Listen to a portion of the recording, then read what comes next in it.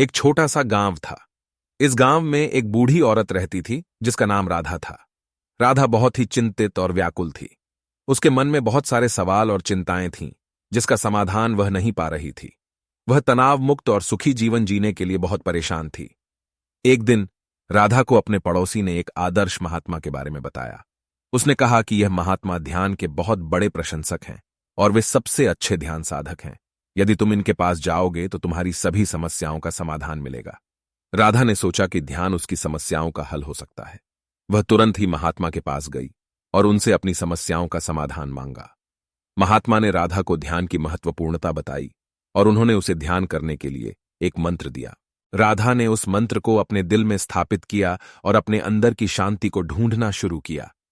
पहले दिन ध्यान में उसको काफी कठिनाइयां आईं, लेकिन धीरे धीरे वह सबको पार करती गई। राधा के जीवन में सुख और शांति आने लगी। वह खुश रहने लगी और अपनी चिंताओं से मुक्त हो गई।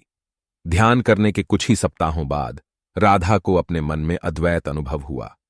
उसे लगा कि वह और सभी चीजें एक ही हैं और सबका एक ही स्रोत है। वह ब्रह्मचारी हो गई और उसका जीवन एक नए स्तर पर पहुंच गया। राधा की ध्यान साधना का प्रभाव गांव के लोगों ने भी देखा और उन्हें इसकी प्रेरणा मिली।